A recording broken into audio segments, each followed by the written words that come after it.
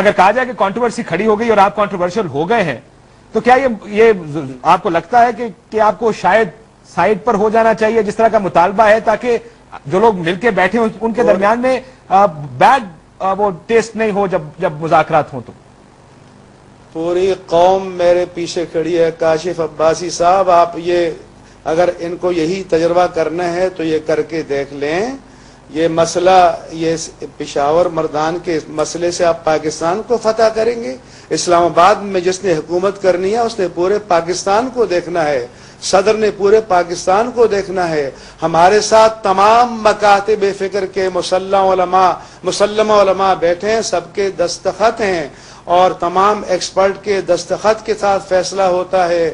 یہ منیب الرحمان کا فیصلہ نہیں, یہ پورے پاکستان کا فیصلہ ہے. اور میں تو منیب الرحمان صاحب کا فیصلہ جانا چاہ رہا ہوں مفتی صاحب. میں تو کہتا ہوں کہ اگر کنٹروورسی کھڑی ہو گئی, تنازع کھڑا ہو گیا, اگر آپ متنازع ہو گئے ہیں تو مفتی صاحب کا اپنا فیصلہ کیا ہونا چاہیے؟ کیا اسلام یا مذہب کی بات کریں, مورالٹی کی بات کریں؟ نہیں, اگر چلیں یہ میرے ساتھ ریفرینڈم کر لیں, اگر صوبہ سرحد کی میجارٹی جو ہے وہی پورے پاکستان کو بھی چھوڑیں ان کی طرف چلی جائے تو پھر میں وڈرا کر لوں گا. ریفرینڈم کریں اور اس عید کو ریفرینڈم بنا لیں. جی میں گزارش کرنا چاہتا ہوں, گزر چکی ہے. میں گزارش کرنا چاہتا ہوں.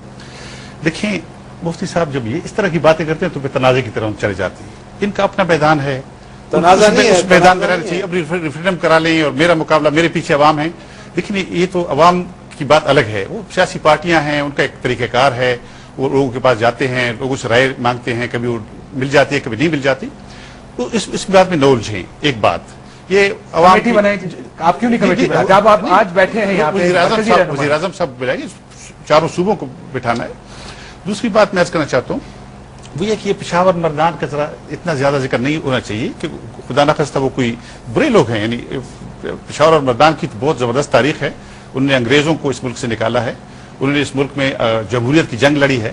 اور پھر سچی بات یہ ہے کہ چونکہ رپورٹنگ کم ہوتی ہے, ورنہ ہماری جنوبی اضلاع میں عید پہلے ہو جاتی ہے. بنو میں مثلا سب سے پہلے ہو جاتی ہے.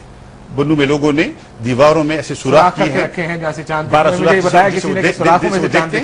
تو یہ پورے صوبے کی بات ہے. خود ہزارہ ڈویژن میں بھی لوگوں نے عید منائی ہے. اس طرح کی بحث میں نہیں ہونا چاہتے. جی مفتی صاحب آپ کے پاس, جی مفتی صاحب اس کے بعد جا صاحب آپ کے پاس. جی مفتی صاحب آپ بولیے. جی گائناکالوجسٹ کہے کہ ڈیلیوری نہیں ہوئی, بچہ نہیں پیدا ہوا, اور باہر 10 آدمی کہیں کہ بچہ پیدا ہو گیا ہے اور ہم گواہی دیتے ہیں. اعجاز الحق صاحب آپ کو بار بار کہہ رہے ہیں کہ چاند کی برتھ ہی نہیں ہوئی, تو پھر شہادتیں کس بات کی؟ اس حقیقت کو یہ اللہ کے بندے کیوں نہیں مان رہے؟ مجھے امریکہ سے سرحد کے طلباء ٹیلی فون کرتے ہیں کہ پہلے صرف مولوی صاحبان تھے تو ہم کہتے تھے کہ اگلے زمانے ہیں کہ ہیں یہ لوگ, انہیں کچھ نہ کہو, مگر اب ہمیں شرم آتی ہے کہ یہ ہمارے پڑھے لکھے سیاستدان اس طرح کی باتیں کرنے لگے ہیں. لیکن مفتی صاحب بیٹھے نا میز پر, مسئلہ پھر وہی ہے, میز پر بیٹھے مسئلہ حل کریں. میں یہی تجویز دینا چاہ رہا تھا کہ اس میں میرے خیال میں ایک تو وزارت مذہبی امور, چاروں صوبائی وزراء اور دونوں پارلیمانی کمیٹی جو ہیں, سینٹ کی اور نیشنل اسمبلی کی, ان کو بٹھا کر اور ہر مسلک کے علماء کو بلا کر اور پھر میرے خیال میں اس پارکوں سے اور میٹ والوں سے ایک لیکچر دلوائیں. کم سے کم اتنا جب ہو جائے کہ جی آج چاند کی برتھ ہے, پھر اگر ڈفرنس ہو جائے تو کوئی بات نہیں. عارف صاحب اگر چاند یہ پوچھ لینا ان سے, آپ سے میں کیا یہ کبھی حکومتوں نے آپ سے رابطہ کیا ہے, صوبائی حکومت نے رابطہ کیا آپ سے, ANP کی حکومت نے, کہ چاند کب برتھ ہوگی, یعنی چاند کب نظر آنے کی پوزیشن میں ہوگا؟ کبھی رابطہ ہوا آپ سے ان کا؟ جہاں تک میرے علم میں کبھی اس قسم کا جو ہے مطلب کہ کسی پارٹی نے کبھی ہمیں رابطہ نہیں کیا. ہمارا تو مین رابطہ جو ہے مرکزی رویت ہلال کمیٹی سے ہوتا ہے. دیکھیے آج تک جو ہے میرے علم میں نہیں ہے کہ کسی صوبے کی کسی بھی کوئی پارٹی نے جو ہے وہ ہم سے کوئی رابطہ کیا ہو اور اس قسم کی کوئی انفارمیشن جو ہے وہ اکٹھی کی ہو. لوگوں کو اس بارے میں معلوم ہی نہیں ہے.